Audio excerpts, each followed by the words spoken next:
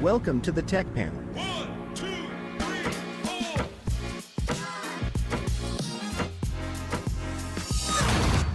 The podcast where tech minds meet. Oh, hey, before we get started today, don't forget to subscribe and ring that bell.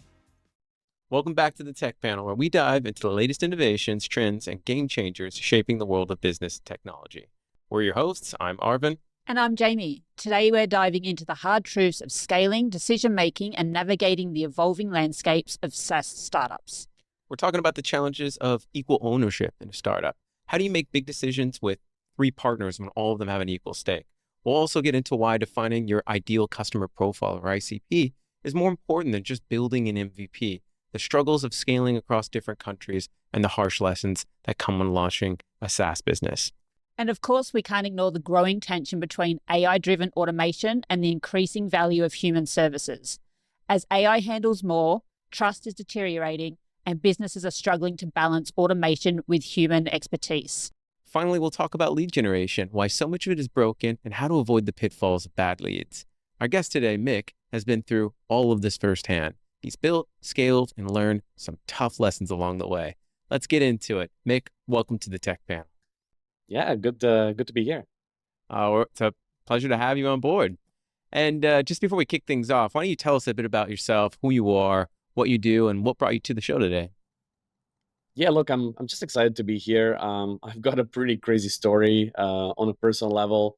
Everyone calls me Mick, by the way. Thanks for that. I've got a really long, complicated name coming from Ukraine. I was raised in Italy. I was educated in Canada, and built my career in the United States and in Asia of the past. So a bit of a worldwide, child, if you will. All right, there you go. I love a worldly man. I think we all do. Yeah. So how much time did you spend in Italy before you moved over? I still have parents there, actually. Oh, yeah. They still live there. So yeah, I enjoy going back there and I love the culture and all that stuff. Yeah. Me But too. I think, yeah. Yeah. But I think most of my friends would call me very North American. I think because I grew up there and I went to school there and I was educated there. So even here in Asia, they think I've got a bit of a, North American accent. I actually lived in Naples for about 4 years. What parts is your family from? Well, we moved into Milan, so it was northern kind of territories. I've always wanted to go down south and spend some time in Sicily and stuff like that, but never got the opportunity. It was always the northern kind of areas. I did spend some time in Malta, which is really cool. I love Malta. I always tell anyone, if you're ever going for a Europe trip, you don't realize it, but you need to be going to Malta. It's one of those I've beautiful heard places. that a lot. It's phenomenal. Yeah, I want to do that. Yeah, it's like a Middle Eastern version of Europe. Wow. Yeah. Okay. But Interesting. If you're ever there, remember one key thing that you have to remember about Malta is that if you ever go to a bus stop and you ask, hey, what's the best way to get to Valletta? Their answer is all roads lead to Valletta. But sorry, I sidetracked you there for a little bit. Yeah, I know. We're not a tourism show. Yeah, no, definitely not. Definitely not. Definitely interesting, but we'll pivot back to that if we have a little bit more time. So again, so walk us through who you are, what you do, and again, what brought you to the show today for us. Yeah, look, my name is Mick. I spent the last decade in helping in go-to-market roles, leading teams and building software as a service solutions, specifically in the space of observability applications and things of that nature.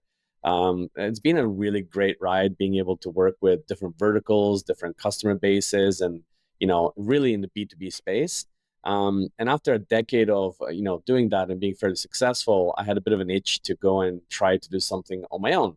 And I always joke about this because it's kind of relevant, but I missed the dot-com bubble. I missed the crypto bubble. And when I saw the AI bubble, I thought, I bring in my surfboard and ride that wave. You know what I mean? Yep. I feel like everyone's going to feel very similar to you in about 10 years and think, why didn't I just try building something in AI?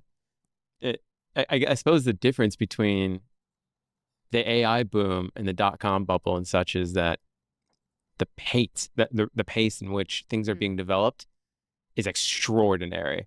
And the the comprehension level is very low. The barrier for entry, let's put it that way. Yeah. The tech barrier for entry is very, very low for a lot of people. Just So anyone can do the it. way the landscape of just AI in the past 6 months has already changed is it's insane. Like I read somewhere the other day that they're now training so AI can replicate your vocal cords, like already.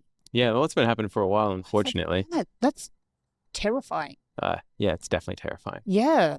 I've beaten that horse a think few times, but it seems like, oh, sorry, go ahead. Yeah, it's a bit of a even scary from a security perspective. Think about it.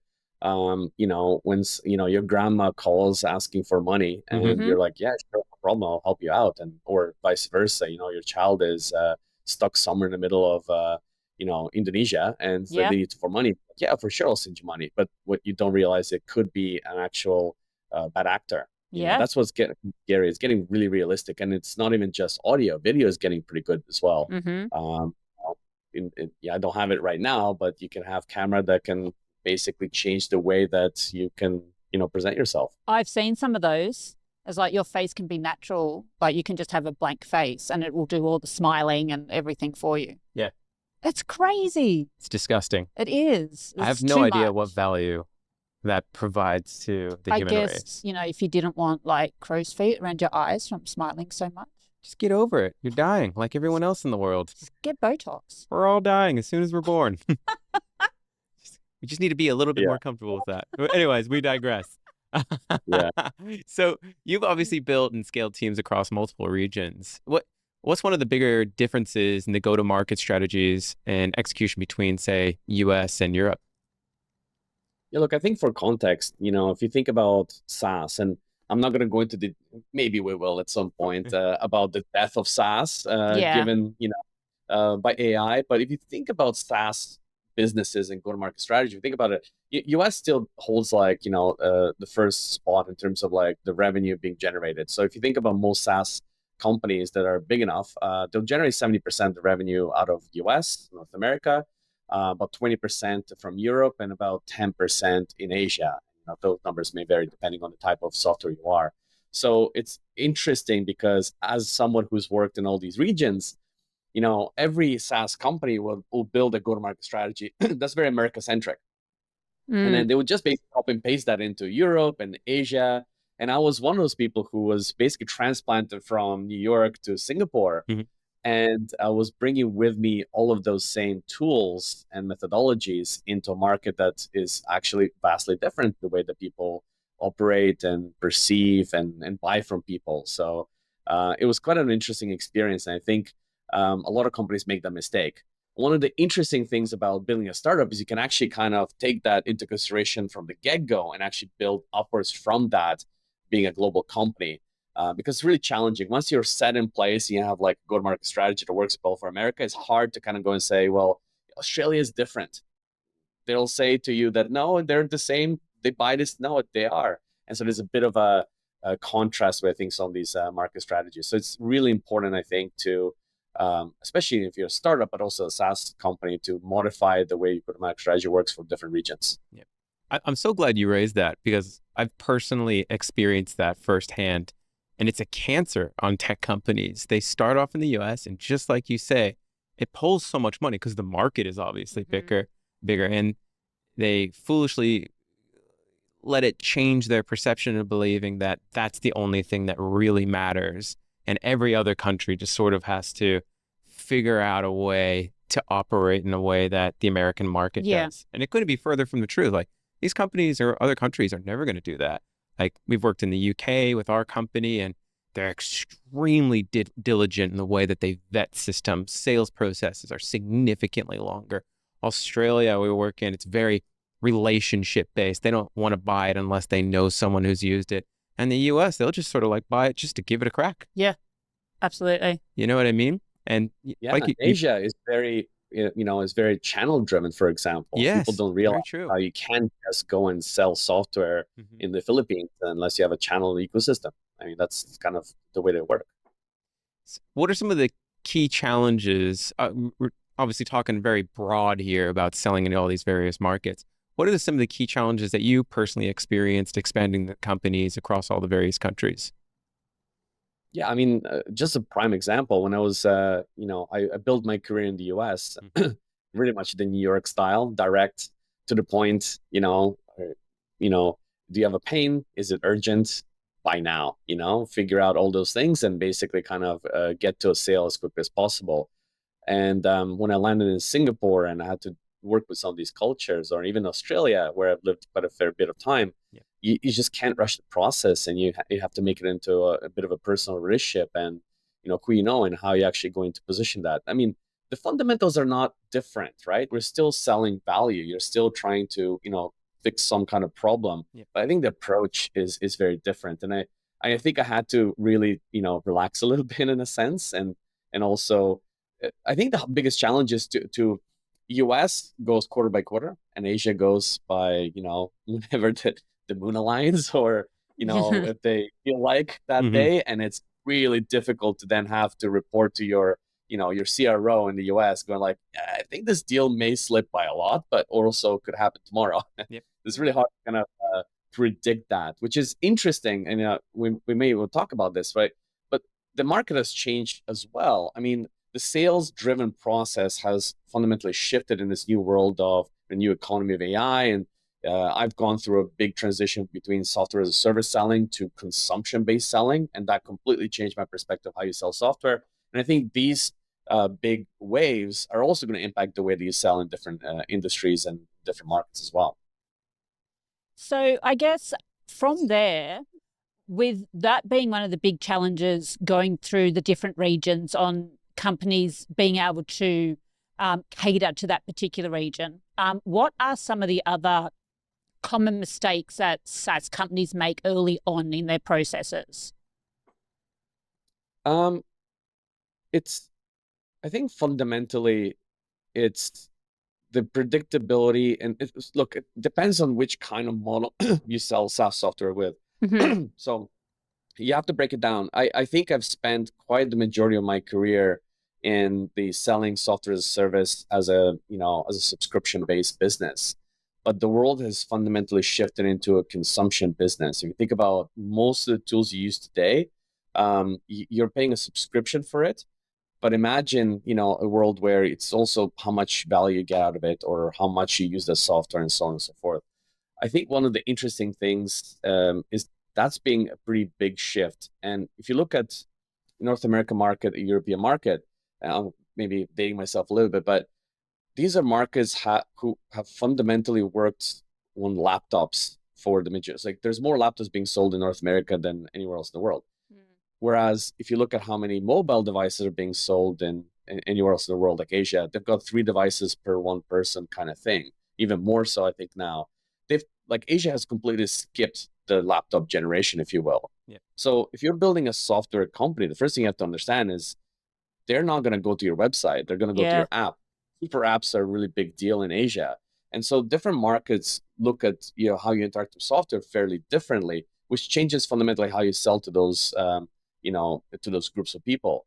And I think more interestingly, and because I live and breathe the space of AI, what if you remove the app or the laptop or the web interface altogether? How are you going to interact with some of these new software systems in the future? And I think it's going to be really through, it's a protocol called MCP. But effectively, I'm going to have my AI agent interact with your SaaS software. I don't care if it's mobile, all the stuff like that doesn't really matter. I want to get to an outcome. So I think looking kind of forward is going to be quite an interesting, change in the way that we both market and sell SaaS solutions to these regions. And I think Asia is probably one of the best places to start with. I'll give an example here, and I'm spending quite a bit of time right now in Bali, and the amount of people who just interact not through websites, not through apps, just talking to each other on WhatsApp is incredible. And somehow businesses keeps moving forward. Yep. So if anybody listening to this is going to think about, I'm going to build a SaaS software, whatever, you have to realize that different markets are going to react completely different in the way that they interact with software.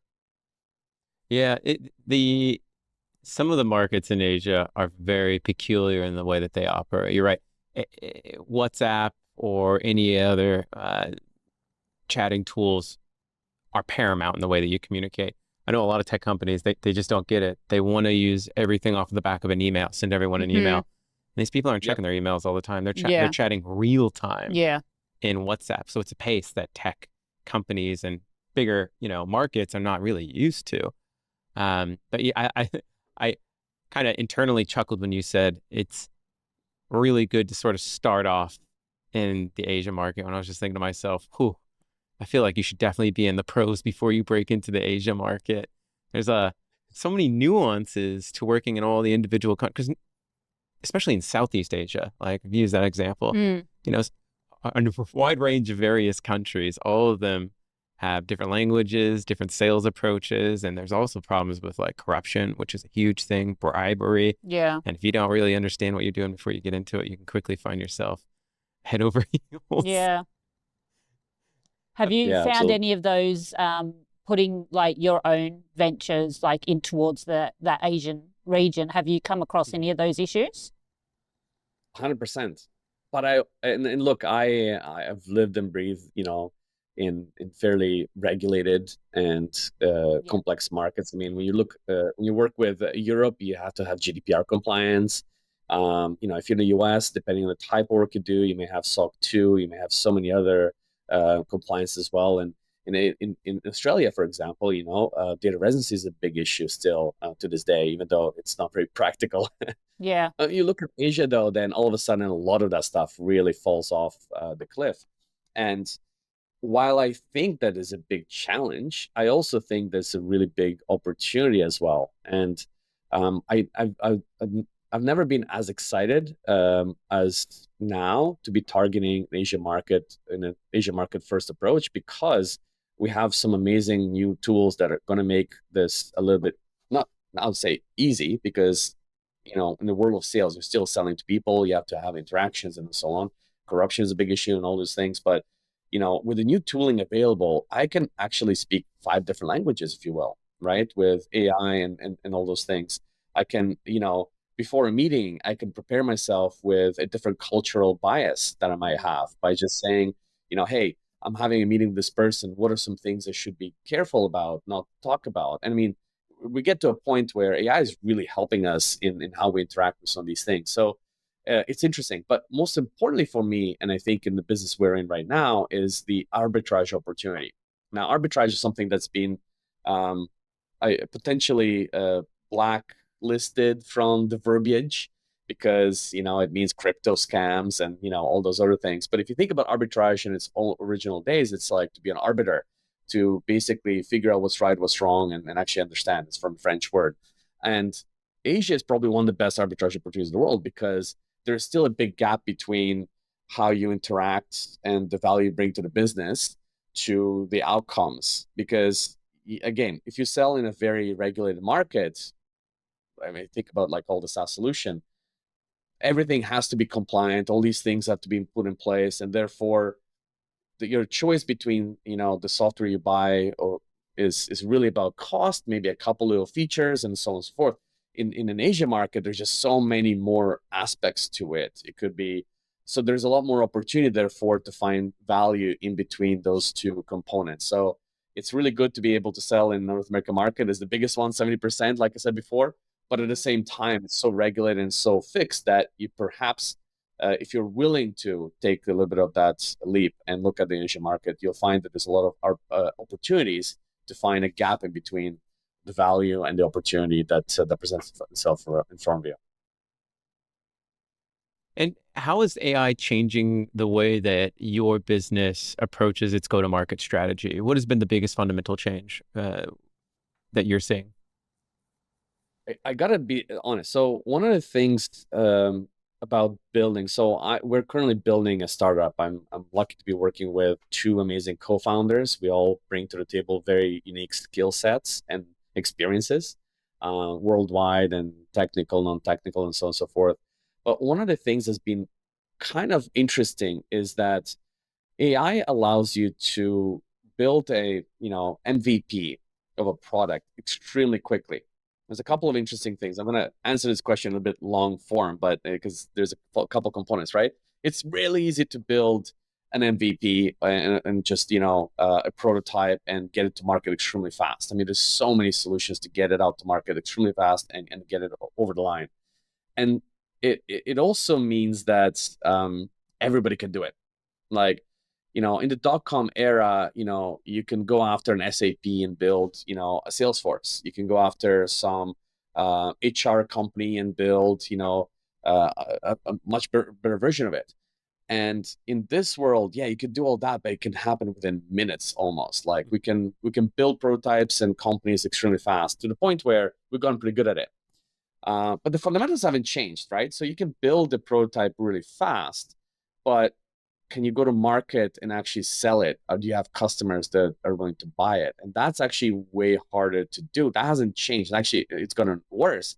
Because think about this. All your customers are now getting bombarded with automated AI-generated, customized emails, And so they all ignore that. So the sales actually has gotten a little bit harder in that perspective, but building a prototype and launching something to market is extremely fast. So we've been actually building lots of different prototypes and retesting market very quickly until we really found, the initial customer profile. I think that's maybe the shift of how we build companies is no longer build an MVP and go to market with it. Is no, build the MVPs fast, figure out the ICP. That's the thing that's going to be really important and difficult to do. Sorry, explain that acronym for listeners that are unfamiliar with that term. Yeah. So an MVP is a minimal viable product, right? So it's basically you build a software solution, oftentimes in go-to-market, also landing pages and all that. It is extremely fast, easy to do with AI today. I mean, we can literally do that really fast. But finding an ICP, which is initial customer profile, as in who are you going to sell and why, and what is the pain point you're trying to solve, is really, really difficult. Now, to bridge that gap and kind of what's been amazing in go-to-market for us has been that we can build an MVP really fast, but we can also build a go-to-market copy extremely fast. So what does that mean? Let's say we start with the problem scope.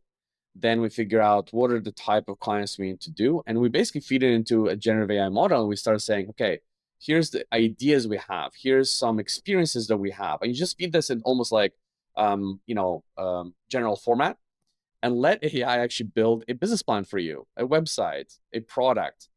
And that's easy part, right? Mm-hmm. But being able to do that has been amazing from my perspective because it allows us to go to market really fast, test our idea, and really only focus on the ideas that actually make sense from an ICP perspective. Do we have clients that are willing to pay for this? Is solving a real problem? And so on and so forth. So some parts are becoming way easier. Some parts become harder. But I think that's where, old-fashioned selling and selling to people and relationships is becoming even more important in a generative AI and AI space than before. I agree more. Yeah. People are going to trust less and less all the digital services that are available, the more robust AI becomes, just because you never know if it is an actual person that's sending anything across to you. And you're going to want that personal touch. How are you balancing that desire to AI everything that you have versus the need from your customers to have that personal touch? This is a bit of an interesting question. I've looked at it from a couple lenses. I think the most interesting one, I think for some viewers may be a little bit on the nose, but it's a generational issue or generational opportunity, whichever way you look at it, right? Shots fired. Shots are fired. Well, I give you an interesting example. I mean, I'm in sales, so I talk to a lot of people and I enjoy the interpersonal interaction. But if I look at, for example, my daughter and the world she's going to be growing up in, it's, and I see also the Gen Z and the way that they interact with technology. Try getting on a call with a Gen Z and talk to them. I mean, that's the good, interesting challenge. It's I don't understand. You've called a Gen Z person? Yeah, exactly. Yeah, exactly. I mean, good luck with that. I mean, it's completely different. And I'm starting to become like, like my dad is like, oh, I don't understand this technology. Yeah. But I know. But if you look at it, the biggest market and the people who actually have the money is the millennials who are now becoming, more frustrated with. I mean, I'm in the business and I'm finding frustrated how fast it's moving and how difficult it is to be on top of things, right? Yeah. So I can imagine there's a big cohort of people who have built their careers, who have gone through all the the battlefield of building businesses and so on, and now they're at the point where they're getting completely bombarded with this new AI technology to the point where it's like the best opportunity for anybody out there right now is go and build a personal relationship with those people. I think the value, so it's easy to do the automated interactions, and I think everybody's doing it, which I think is going to devalue general interactions and increase the value of interpersonal interactions, person-to-person conversations, so on and so forth, which is probably a good balancing act, because, you look at the way that we used to sell software is like, call as many people as you can, or, bombard them with emails or messages on LinkedIn, just go and big, wide, on all of that. And I think technology is going to help us do that. But the moment that you actually have the attention of someone, that's when I think the interpersonal conversation has to start and build that relationship and really be a P2P, person to person kind of relationship, and not B2B, B2C, all those acronyms that are floating around. I'm not a software developer. I work with an amazing team of devs, and I can only imagine the chaotic nature of trying to build a product that's ideal for all these various generations. It's got to be such a mess, because I personally feel like, no disrespect to anyone, millennials are the best people alive today when it comes to technology. I feel like we're curious. We got in at the right time with the internet, where all the cool things are being invented, and we got to test and trial everything. We experienced viruses, so we're extremely sketchy. We don't trust anything naturally, and then right after that, we had Gen Z, which is, I don't know why. I thought the Gen Z people would be like the most professional workforce in the world when it came to technology, but a lot of them are more short attention span. Very short. Yeah. And then the worst one is Gen Alpha right now. You talk to any of them, and most of them have no idea how to use even their iPhone. Yeah. And it blows your mind. Like, how do you not know how to use an iPhone? Yeah. You're born with it. You use it all day, every day. And then what are they actually doing? Yeah. Like what are they? Do they just standing there holding it? Like, what are they doing? I don't know. Like, I regularly teach Gen Alpha people how to do things that I'm like, wait, Gen Z person taught me this. How do you not know this? Wait, what's happening? Where's the break? So, like, from a design perspective, it's got to be a nightmare to try to figure out. That? Yeah, how do you tune it in such a way? Because you probably want your target audience today to be millennials. Those are the people that are taking over the workforce, really intelligent and know how to use technology. And then, not to say they're not intelligent, I meant just really clued in with technology. The next generation that's coming in is like, I want the dumbed down version of technology. It's got to be real simple. Then, do you know what I think it is? I think with the millennials, it's the curiosity behind it as well. Yeah, you're probably right about that. Like, I don't think the generations after that have that core curiosity of, why does it do this? How does it do this? Like, they just want it to do it. Yeah. So I guess, trying to have a dev team to strategize and go across everything and make sure it's readable for all the different generations would just be a nightmare. Yeah. And I guess I raised that because you said it's really important to have your target persona nailed down before you begin. How do you have a target persona in today's market? Like, how do you know what you want? It's funny what we just said there. Maybe our customers are becoming Gen Alpha customers. And like, when you talk to customers at the end of the day, they want an outcome. I mean, and I can relate to that as well. Like, if you've got a pretty stressful job and you've got some deliverables and things of that nature. I mean, do you really care? What kind of contracting that software is, or what feature functions. You want an outcome. You want to get it. I want to get an outcome, and I want to get it done so I can go home to my family. So I think it's interesting. I haven't thought of it, but perhaps our customers becoming more Gen Alpha than anyone else. Because, like, I want an outcome too. Like, if I get a new software now, I like to tinker, play around. I like to shop for different software, figure out the best solutions. But at the end of the day, I catch myself going like, I spent like 3 hours researching this. I just need to like remove the background. Yeah, see, I'm the other way.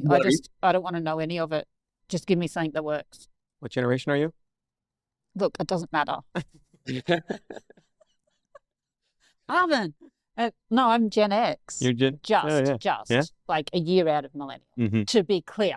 All right, yeah. man, taking it. Yeah. And you're saying everyone's becoming Gen Alpha. I was just wondering. I'm sure I'm wrong here, but do we think maybe that's because the people that are responsible for sourcing technology are probably young employees? You know? Yeah. Yeah. Right? Like the people that make decisions are not really the ones that are vetting things, are they? They're just like, what do you think is the best one? Yeah. Who knows? That's actually kind of a good point. Yeah. I mean, when selling, the sales 101 is always about, the medic, right? It's like, understanding decision process, criteria, who's a champion, but most importantly, who's like the decision maker and who's got the purse, right? Yeah. And you don't get to those people initially. You start with, maybe the intern who's like, yeah, I'm looking at all the AI solutions because I'm the only one who knows what AI is, right? Yeah. So, it probably is quite interesting. And that's kind of the shift also how you sell software. Is it B2B or is it B2C or is it, product led or sales led? And I think it's shifting quite significantly. I mean, OpenAI didn't really have to go and have a sales team to tell you, hey, go use their software. Just everybody wants to use it, right? And I'm coining it. Let's call it Gen selling. Gen selling. Gen selling. That's a good one. Yeah. It's time-stamped. Yeah, that's it. We got this. Trademark James Arvin. No. No, it's definitely an interesting one. I'll dig into that. Sorry, we now get viewer-led questions, and cool. Let's bring one in. There we go. Dun, dun, dun. Are you ready? It could be anything. That's awesome, actually. All right. What is the weirdest or worst piece of business advice you've ever received? Weirdest and the worst. That's a good question, actually. I think that's a hard one to answer because I think, I probably will not answer that question to the way that the person wanted me to answer it, but I'll give you the context of my thinking of that. First, if you're building a business, the most important thing you should be doing is asking a lot of people all of their opinions. Yep. When I started out building, when I thought about building a startup, I thought I want to keep it secret. I'm not going to tell anyone until I build it to a certain level, and then boom, it's going to become the next Facebook, Google, whatnot, right? A completely wrong approach. What you should be doing is asking and telling everybody what you're working on. And you'll be surprised by a couple of things that will happen out of that. First, you will get some bad advice and weird advice. You're going to get some great advice.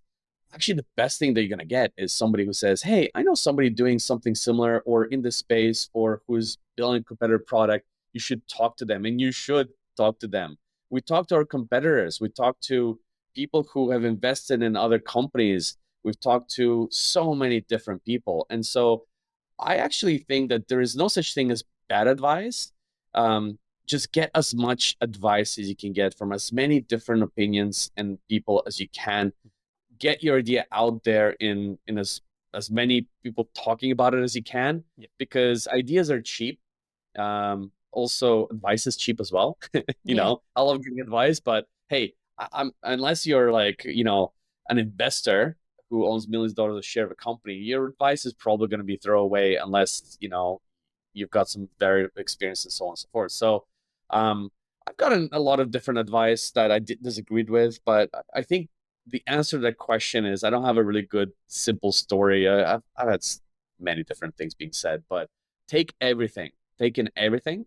Don't discard it. Just add it to your advice pool, and then build like a little bell curve of what kind of thing makes the most sense. I think the weirdest and worst advice can sometimes be the best eye-opening advice you're gonna get, because everybody who tells you you're doing a good job or this is such a great idea, they're not invested in it. Get the one that tells weird advice, because that's gonna get thinking. Like maybe a good example is like, why are you going after the Asia market? There's corruption. You're not gonna make it. All this sort of stuff. Okay, hold on a second. Maybe that's a good point. Yep. But maybe I should adapt my thinking about that. Who do you know there who could help me with that? If you think that's such a difficult thing, So yeah, I don't think I answered that directly, but what I will say is get all and every advice and just make a decision off of it, and Yeah, no, that was great. That was great. Can I jump into the struggles with startups and funding them?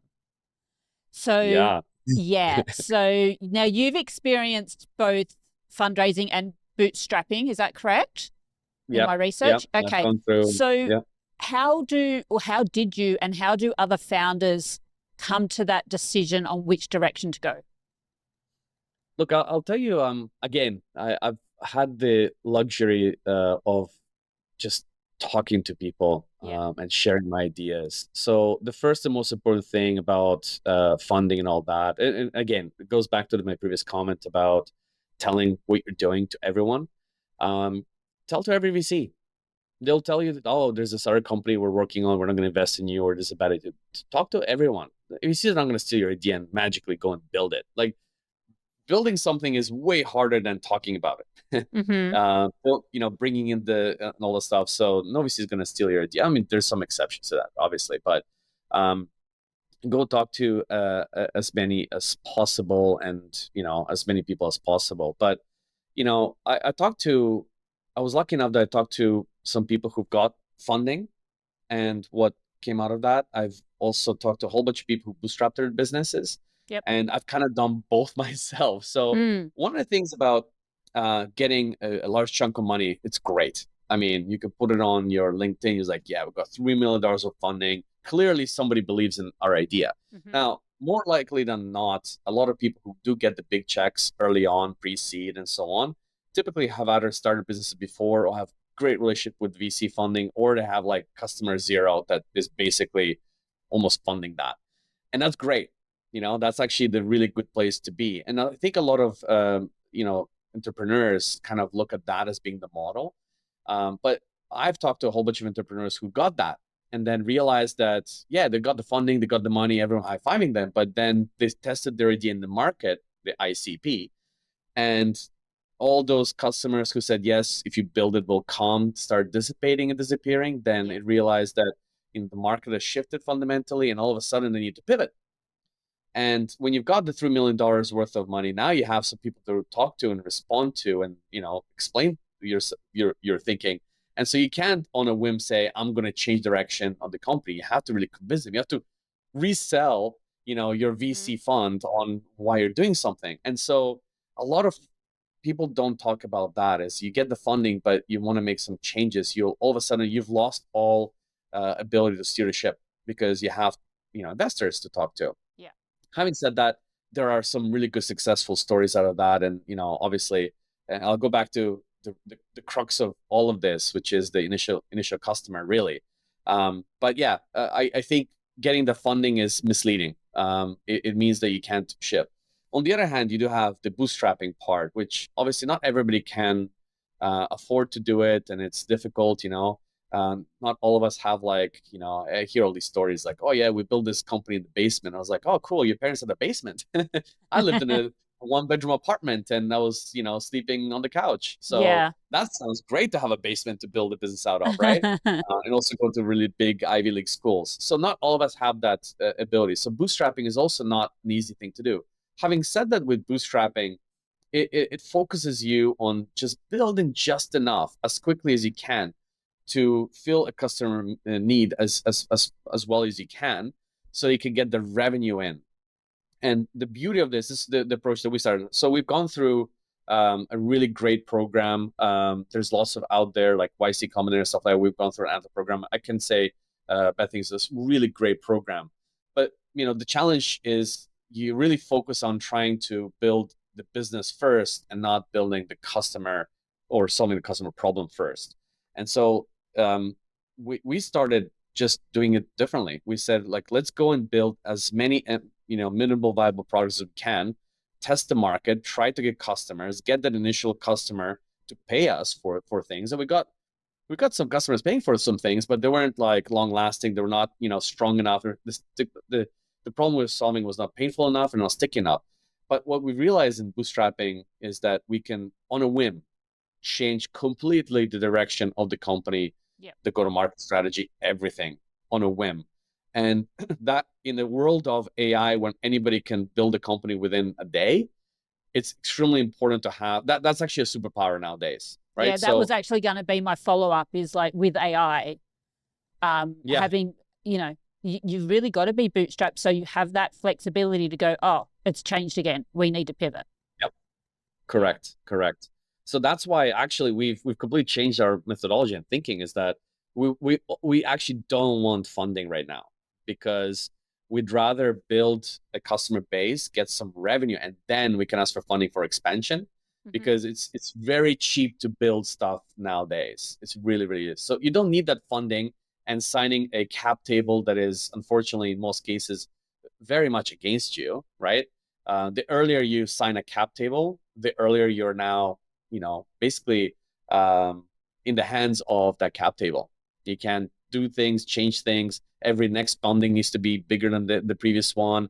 You need legal team to gonna, so that before you know it, before you open your first cap table in Australia, it's gonna cost you $50,000, right? Between all the legal fees and everything put in place. Whereas, Google, Amazon, and Microsoft are gonna give you 50 grand just for free to just start building stuff, right? So that's the big contrast, is like, go and start building things, test the market, but most important, just get paying customers. That's the hardest part. Building stuff is so crazy easy nowadays. It's not even funny. You've raised this point a couple of times about the ICP being extremely important. How has the ICP changed for you and your business? Yeah, it's interesting. I spent a long time thinking that I've got 10 years of experience in go-to-market and software as a service, specifically observability, and that, I know so many people in that market. What am I doing thinking outside of the box or looking at other kind of customers? I know observability so well. And I was really scared at the beginning of going outside of that pathway that's been laid out in front of me, because the ICP for observability is something I know really well. I've spent most of my career in that. But when you're building a product, and in this space, you gotta find a problem that needs to be solved, right? And that may sometimes come from the craziest places. One of the best, most inspiring stories I've heard of a startup that was started was just a friend of a friend who's asked by a dentist office to go and sit in because his their office manager was unavailable or sick for a couple of weeks or whatnot, just to help him out. There's a dentist buddy asked to help him out. So he sat down and started working for this dentist for a couple of weeks, because he had nothing else to do. He was a startup guy and all this stuff. And he figured out that the way that the processes that were built and the tools available for dentists were completely, out of touch with what's doable. And, he sat there for a couple of weeks, figured out a whole bunch of problems, and then built an amazing business that's now, multi-million ARR out of sitting in an office with a dentist and figuring it out. So the way that I look at ICP, right, is that find the problem first, right? And talk to the people, your initial customer who's got some gaps in knowledge or challenges, and then work your way backwards to how you solve that It was problem. really good until we And it lost the took me a long time to kind of... wait. Squirrel. Can you hear us? Yeah, right. yeah. Where we lost you, sorry, was you were just saying how out of touch the dentists were with what software capabilities existed on the market at that point in time. And finding the problem. Yeah. So this acquaintance of ours, he found that there's a massive gap, because dentists don't care about technology, but they want to get things done, and and there's a lot of software out there was just not up to par to that, and it took a lot of manual effort. And so he basically revolutionized that space. Small little company, but the most important part about that story is the fact that your initial customer profile really comes from many different places, sometimes unexpected. And the best thing that a startup founder could do is go talk to as many people as they can and be open-minded to the problems and the space that could be available to them, to actually go and figure out where the gaps in the industry are. I mean, some of the best ideas start like that. But I made the mistake myself of being so focus. I've got this B2B experience, I've got SaaS experience and working with these large enterprises, and that I needed to really just focus on that little thing. Whereas there's so much opportunity out there by just talking to people, understanding what their challenges are. Yeah. Lead generation has been a bit of a black box for years.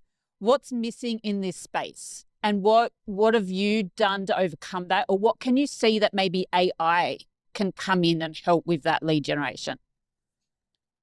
Yeah, look, yeah, I mean, I wouldn't say a black box. And if you think about like SaaS um, and the way that sales approach on B2B especially, it's fundamentally hasn't changed. It's really has been the same. It's you run a marketing campaign, people sort of click on something, reach out to me, then you have like a BTR or SDR team that calls them and so on and so forth. And what I've noticed in the market is just there's so many tools out there to make that part of the process even better, easier, and so on. I mean, there's great tools like Clay, there's like Apollo, there's like Lucia, all these augmentation solution to give you more information about the person so you can automate and craft with AI a much better story about why they should talk to you and so on and so forth. But what I'm seeing is that has actually become so commoditized and so easy to do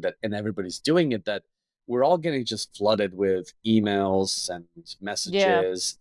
They're customized, sure, but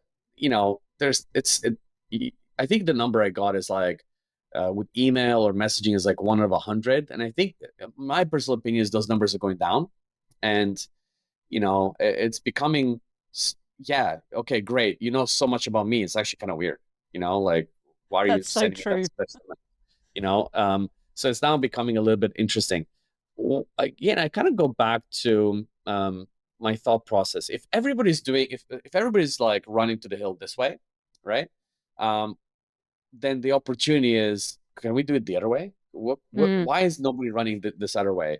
And because it's becoming so easy to augment your client base, client list, on your outreach, and make it so customized and all that, and everybody's doing it, that it's losing its value. And I think people, and I guess it's generational, right? That's probably not going to apply to the next generation and how it works, and they may have very different way to interact and be reached out to. But if I look at kind of even any kind of business you build from now to the millennial market or in those markets, you probably need to have a conversation relationship with them. And that has not fundamentally changed.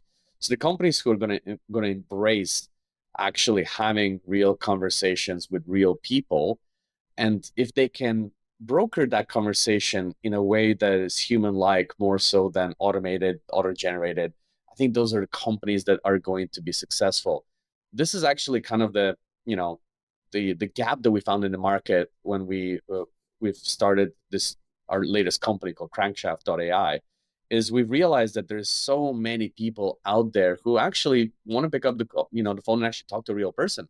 But how do you broker that connection? Like, if you start talking to someone and they say, obviously you start with good conversations, say how's the weather and all this stuff, but then you get to know that person, you realize, yeah, I've got this house and I already paid for it. I'm thinking about investment property. I need to remortgage my house. It's like, oh, in a typical world conversation, you'd say, oh, I've got a friend of mine who's got a really good broker that could help you get a mortgage application, right? And then, that actually is really hard to kind of complete as a process, because then they have to connect you and all those other things. There's a massive opportunity with AI, not to go and call the person with AI to talk to them about that, is to actually connect the right people to the right conversation. Nobody's thinking about this because everybody's thinking about how to augment their leads, how to create custom emails, how to reach out, how to make better ads. All these go-to-market strategies are all focused on the automation with AI. We're focusing on the other one. It's like, how do we actually use AI to connect people? Imagine this, like, let AI do all the hard work of figuring out who to connect, and connect two great people who have the right, things they want to talk about, and let them talk and actually buy from people, and especially the older generation. So that's the interesting thing that we found in the market that's kind of unique, is that everybody's too focused on one end of AI, and we're focused on using AI to connect people. Okay, so with obviously the natural process or progression from a lead is then you go into the sales process. Yeah. What do you foresee changing in sales, say over the next even couple of years, because of the way technology is currently going? Like, how do you see the general sales process changing? Yeah, I mean, if you talk to any salesperson, any SaaS companies today, and you ask them, what is the most frustrating part of your job? They'll tell you is to update my CRM. Oh yeah, admin. It's to, yeah, is to create that document so I can send it to my higher ups to show them how well I know the deal, so that I can have some sort of confidence the deal is going to close at some point in time. Like, a lot of their work is to do that, right? And how much, as a percentage, if you ask honestly, and this is going to be really, direct to some salespeople out there, is how much time are you spending talking to customers versus how much time you're spending talking internally and building these things, right? And the answer is not going to surprise you, but it's going to upset you. Yeah. So what's beautiful about technology and AI is that it can remove a lot of that from you. You have this call on Zoom, automatically the CRM. Don't even waste any time on that. Based on the conversations, 12 conversations with the customers, just automatically build a deck on the status of the deal. Do that automatically. And what's great about that is all of a sudden the value of the salesperson goes up, because now you're going to focus not on the administrative and all the other stuff. You're going to talk about, well, let me go talk to the customer. I've got nothing else to do. I've already done all the stuff.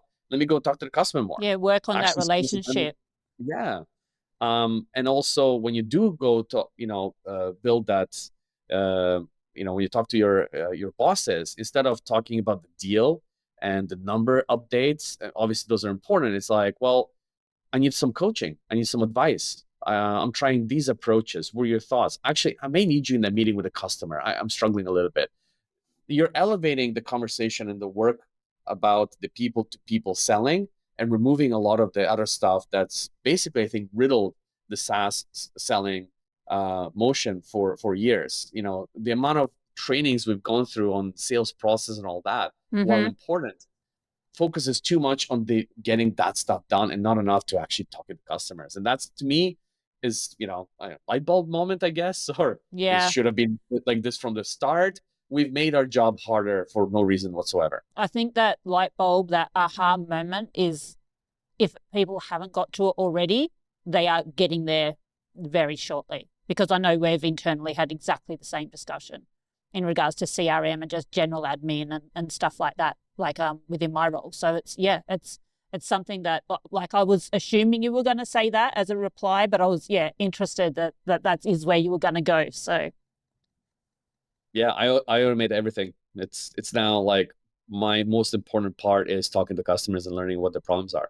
I think the problem we're all going to face, though, is like we all dream of having automation and, with our CRM solutions out there, but it doesn't feel like any of the tools truly provide automating functionality yet. Many of them provide the same stuff. Like what I'm seeing out in the market today is mostly in line of like, it'll take notes from whatever meeting you had and it'll paste it into your CRM for you, but it doesn't know which fields. Yeah, it's not populating it in the correct places. That's exactly right. So you still got a very human element that's required to put in a lot of time, and the risk still exists if the human's the person putting it in, and the quality of the data is still limited to that very individual person in the way that they manage the process.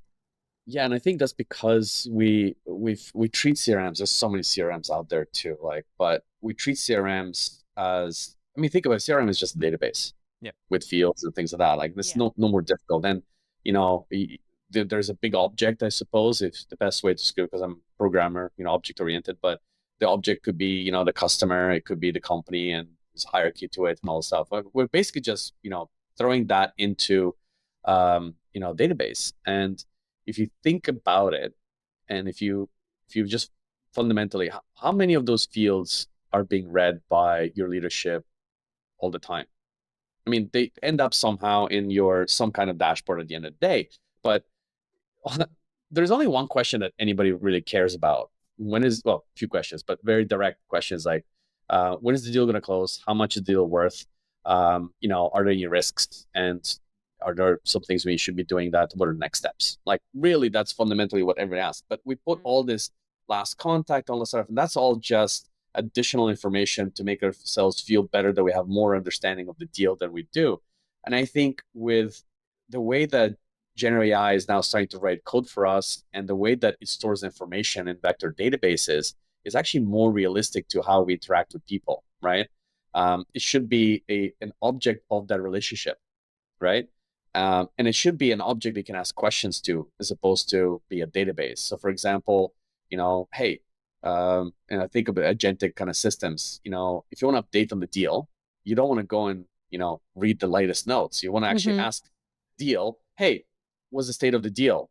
And it should answer you, well, last conversation you had is this. You haven't really asked for who's the decision maker. Potentially the next step should be this. Imagine having a conversation with your deal as opposed to going into a system and trying to build dashboards and all this other stuff. That would be ultimately amazing. The outcome, ultimately is the outcome that we're all chasing, and I think we're getting there. I mean, I'm seeing this already with the way I use CRM and how my agents update the data. I spend less time in those areas, and I interact with my data, if that makes sense. I ask questions to the data.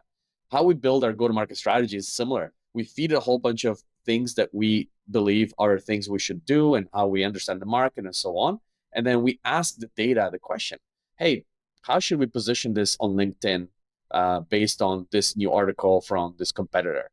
I mean, that's the level we're getting at. And that's, I think, fundamentally is going to change how we interact with these CRM systems. Yep. So many of these things just feel like AI is the exact solution that can fix all of these problems. But for whatever reason, I'm not seeing many people building these solutions. Yeah, why is that? Yeah. I don't have an answer for you, but I feel like every single sales company needs pretty much the exact same thing. Like you said, someone wants to be able to just ask a question. Is there any outstanding steps on this deal that someone did not document? Oh, there are. Which ones have not been actioned? When were they required by us? You know what I mean? Like, no one has the ability to do that. It's all so human dependent. And that's the riskiest part of any business, is having one person responsible for like 15, 20 plus deals. Like, I can't even manage 10, 15 relationships, let alone 15, 20 deals. Constantly change every single month. Yeah. Oh, gosh. Yeah. It is a bit of a headache. It is a headache. Yeah, it is. It is. What do you think is going to be probably the most terrifying thing for businesses to overcome when it gets to the point that AI is so integrated in our day-to-day life? I mean, I guess security, is always going to be a major issue. But aside from that, what do you think is something that's going to be, that they're going to have to be on the ball about to keep things rolling and not sort of get buried under the fear of what might happen? I think two aspects. I mean, security is definitely a big issue. But when I first heard you ask the question, I think my first initial reaction came to, what is the risk of over leveraging AI in an enterprise today? Yeah. And if I look at, if you look at the go-to-market strategies and everything, and everything that's going on right now, because it's so easy to generate content, and you can start seeing it's becoming, I don't know, like averaged out or diluted. Yeah. It's so easy. I mean, I must admit, like, I try really hard that any post I make, I let AI kind of fix the grammar and kind of just, the way that the article is being put out. But I'm very focused on making sure the ideas are mine. And most importantly, the examples are mine, because AI cannot generate the examples based on my experience and so on. But what I'm seeing is actually a lot of people don't even bother with that. And so over-reliance on AI is diluting, both the message and so on. And what's scary is, these models, right? Who is the arbiter of what data was used to train it? And it's actually really hard to understand the source of the data and so on. Once you have an actual model that you're leveraging, it's really hard to understand the bias of the model. And so I think the biggest risk is over reliance and therefore dilution of the messaging. And, I give you a super kind of back to the example you said about security. There's this post I saw online of this, I don't know who it was, but you probably Google it or it's on X or something. This person was not very technical and said, "Oh, I don't understand why more people are not building apps with AI. It's so simple. I did it within 5 minutes and I built da da da da." And then the next post of it was like, "Okay, I had to take it down because I was hacked like 5 different ways because the code generated generically and you still require skills to secure it, enterprise grade it, do all these other things, and AI can help you do that, but you still have to have the knowledge and know-how of that." And I think if we're over reliant on the diluted outcome, which was being generated, and you don't put guardrails and controls around that, you're not just exposing yourself to a security problem, but also you're diluting your messaging as well. And if you're over Mm. reliant to that, where are the novel ideas? Where are the novel thoughts and examples? So yeah, it's going to be an interesting one. The only way that I see to defend myself in my small little world of like writing articles is by, hey, just put personal stories and examples. And I think that's going to differentiate myself, which again, it goes back to the point of don't over rely on AI technology. Get it to get you to the point where you can have a human to human conversation. That's really the outcome. And spend more time in that human to human, because AI is not going to replace that anytime soon. All these talks about AGI, yeah, it probably will come and it's going to be pretty scary, but yeah, I don't know. I think when it does come, people will start wanting to have real conversations more than often than not. Oh, 100%. I'm equally excited as I am terrified about the future.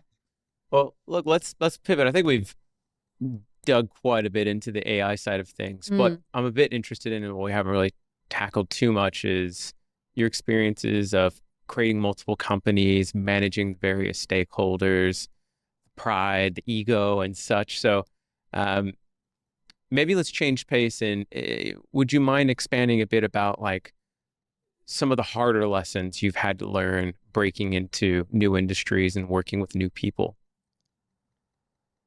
Oh yeah, ouch. Um, yeah, I think you said the egos. I must admit, kind of looking back at my career and in corporate and all that, I think it's gonna some people they're gonna laugh about this because they're probably sitting in a job they hate, their boss they don't like, with bureaucracy and corporate ladder BS that kind of goes with that and all that. And I've been through that. I was there, all of the Hmm. above. And then when you're finding yourself a bit on your own, I've got really great co-founders, but sometimes it's pretty lonely either way, right?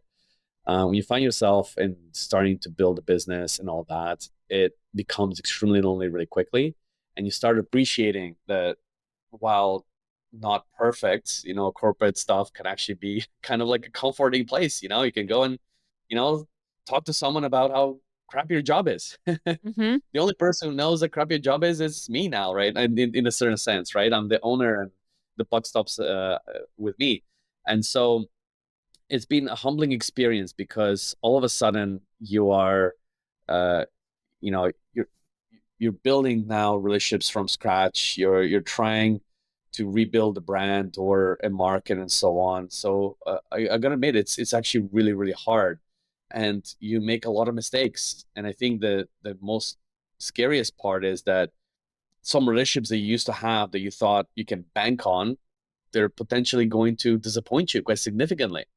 Mm. But then you'll find random people coming out of the woodwork just wanting to help you that you never expected to, or even, really, really shout for help just randomly.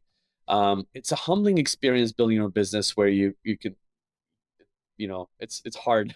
Yeah. So anybody of your listeners who is in a corporate job that they hate for whatever reason, just remember it's when you try, it's not, the grass is not much greener when you're trying to build everything from scratch, trying to forge new relationships and all, and be disappointed by people who you thought were friends. That's really hard. Yeah, that's maybe I don't know if I answered your question, but that's kind of what came to mind when you asked that.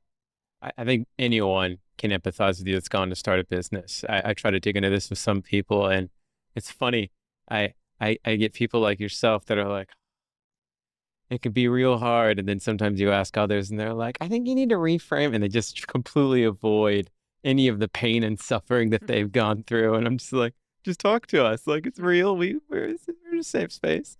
But I think you're in a unique position right now because you're building something that is your baby. It's something that you very likely love, I'm assuming. Not yeah. every baby is loved out I there, wouldn't do it unfortunately. otherwise. But you're building a baby, for lack of a better word, with someone that's not your spouse. You know what I mean?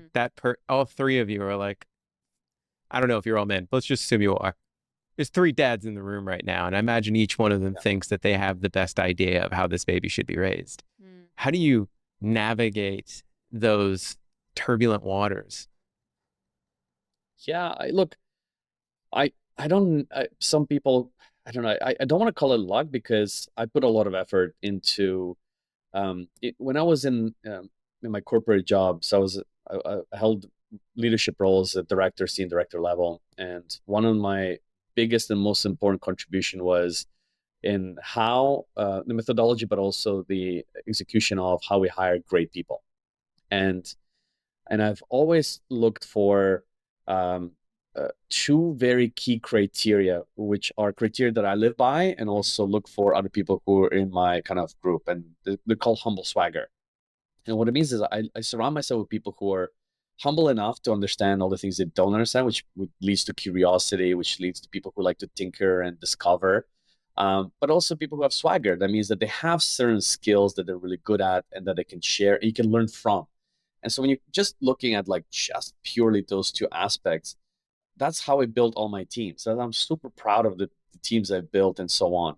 When looking for co-founders, I actually made a whole bunch of mistakes initially. And because I wasn't following my own rule, like I built this system. It goes beyond the homo swagger, and there's a whole bunch of other criterias, character and, and so on. And, it's not just an interview process. Actually, there's a lot more characteristics to who you hire and why.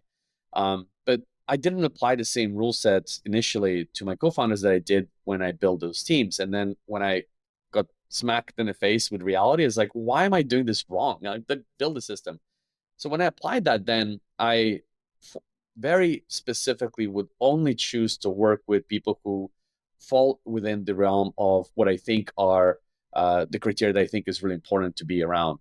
That doesn't mean that you hire people you agree with or are the same as you, by the way, right? Actually, quite the opposite. You want to find the most important thing, no matter if it's somebody you hire or somebody who you work for or who you choose to be your partner and personal life or even, professional life, find people who have something that you can learn from them, right? But also know that they're vulnerable enough to understand that you can help them as well. And I think that balance is what's going to help it. I don't have all the answers, neither does anybody else. And so, look, there are some hard decisions that need to be made, and sometimes we have disagreements how to do it. But first, you look at it objectively, then you kind of hash it out with who does what. But one of the easiest trick that I always say is that if you have a massive disagreement with someone, right? If I want to take the company this way or you want to do it this way, and usually they can't be that big because that's fundamental. You build two companies. I mean, look at Sam Altman and what happened with OpenAI. But if you have certain things that you think that I'm really passionate about doing this versus something else, then transfer ownership to that and make it an experiment. Okay? If you feel so strongly that this is the way that we should be doing it, let's carve it out as an experiment. You own it, you test it, you try the market with it, and you own both the success and failure of it. And, we let you do it, right? If that's really that important to you. And then come to, an objective solution. Like, look at the metrics.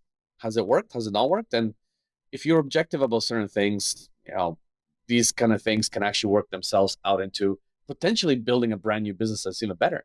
So I gotta say, I'm lucky that I'm surrounded myself with extremely good co-founders who share my same values, who bring to the table very different skill sets, who are humble swagger people. But, in any time we have a disagreement, we just kind of work it out. I don't know if it's no one was thinking about, but I think that's the compromise is if you have something that you want to do different, go and make an experiment out of it and let the data show you. right? That's I feel, or I think, or there should not be adjectives in the business. Yeah. Go test it.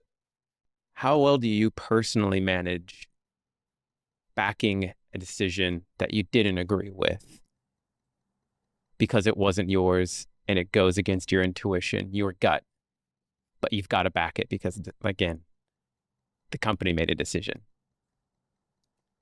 Yeah, it goes back to like, I think you have to. There's so many parallels. I think you said at the beginning. You kind of built a bit of a parallel between personal relationships and professional relationships, and Mhm. the fact of the matter is, you spend more time at work than you do with your personal relationships, right? So they tend to become kind of like very personal. Mhm. Um, I think you have to have trust and respect for people, and that at a certain point you have to trust and respect the person. And if it's not the decision that you think is the right decision, just trust and respect them, that if you do choose to follow that decision, that now you commit to being part of the decision. The worst thing you could do is, I think the best way to describe it is not in the professional world, but imagine if it's your wife or husband or partner, and you decided that you're going to go in this one direction, and then you go talk to your friends and say bad things. So like, that actually is not conclusive to you being successful, because you have chosen to be a partner in crime and in life. And so if you make a decision together, just stick to it. But when it bring it back, because this doesn't work in personal life, especially when I use data and numbers, Yeah.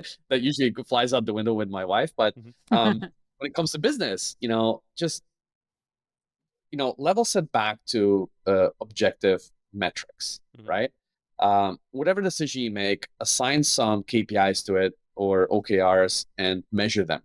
And stick with the person, don't stick with the idea, right? Because ideas come and go. You can measure the success or failure of them. And if it fails, if it succeeds, respect the person. Just find that, is the most important thing.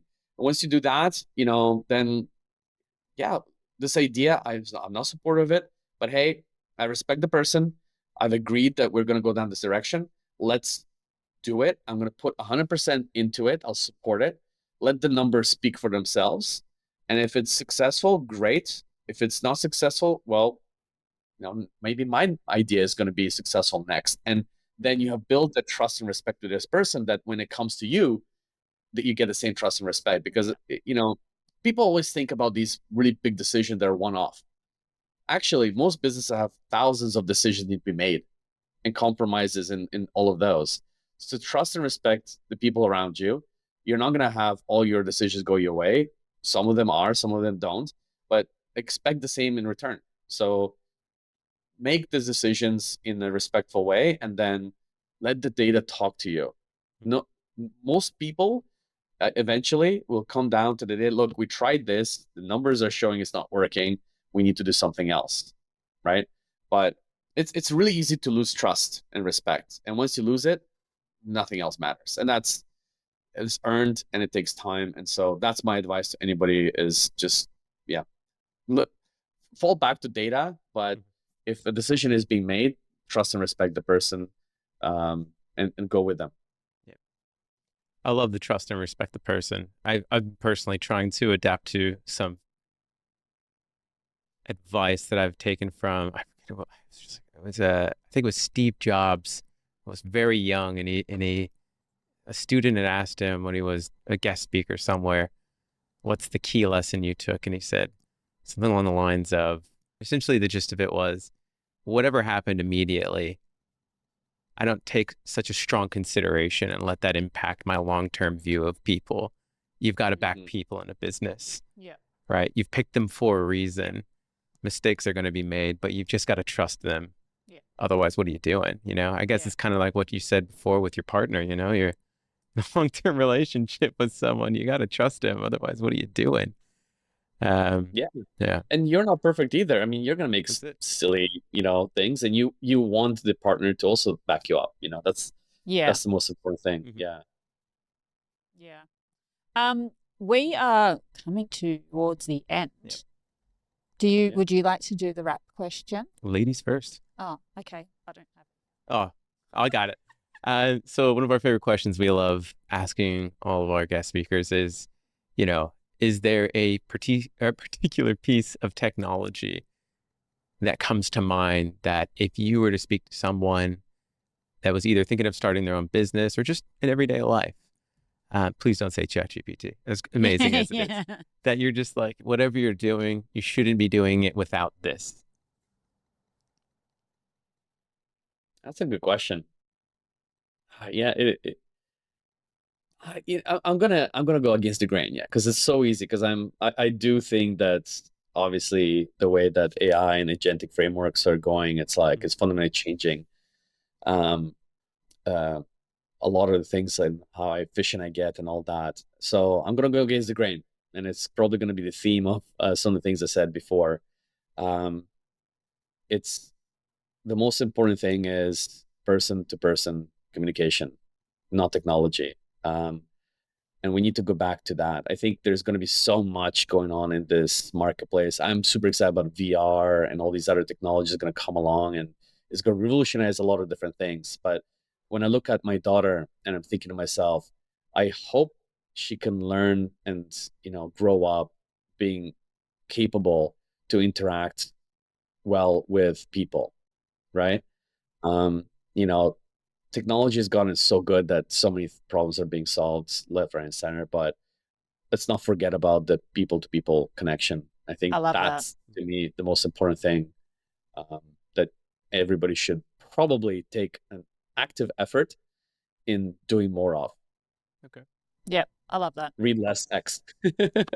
Respectfully, And talk Mick, to more because it is a tech show, is there a piece of technology though? I don't So this know. is the 'Cause, difference between a male and a female. I'm like, oh, I love that. I love that. Arvin's like, what about the tech? We came here to get a job done. Mick. Well, I mean, yeah. It's hard for me to say because there's the obvious answer to that. But look, if I look at any piece of tech that I can't live without, I mean, today it's certainly my phone, and in Asia it's definitely my phone. So that's your tech answer. But I think to a tech show, I will say is the non-tech things. Okay. Okay. We'll take it. We'll take Fair. it. Yeah. Fair. Okay, you have been brilliant. Thank you so much, Mick, for joining us. Do you want to take a moment to plug yourself? Oh, Where yeah, can do people that. find you, or what are the products that you're working with right now? Yeah, look, we're just about to do a public launch of Crankshaft.ai. And what we're really doing is we're helping call centers and agents connect through a system that makes it more transparent and trusted to be able to connect live calls, like live people, to the right people so they can have a real valuable conversation and help them solve problems. So we're really excited about this. We're going to be launching very soon. So if you look at Crankshaft.ai, still a couple of work in progress. But if you're a call center, we'd love to talk to you. And if you're an agent who is looking for live transfers, you should definitely talk to us. I think we've got an amazing technology and a great team to back it. So yeah, thanks. Mick, it's an absolute pleasure having you on the show. Thanks so much. It's been extremely insightful, and I think we all learned something today. Definitely. It was Fun, yeah. Again, pleasure having you on board, and I think it would be really nice to have you on another time a little bit later on down the road. Yeah, I love this. This is really fun. Amazing. Thank you so much, Mick. Have a wonderful day, mate. Cheers. No worries. Megan, don't forget to subscribe and hit that bell, and we'll see you in the next episode. Thanks for tuning into the Tech Panel. If you like what you heard, make sure to subscribe on YouTube and follow us on TikTok, Instagram, Facebook, and LinkedIn to stay connected. A big thank you to our major sponsor, Codeworthy, for powering today's episode, and join us again on the next episode of the Tech Panel, where tech minds meet.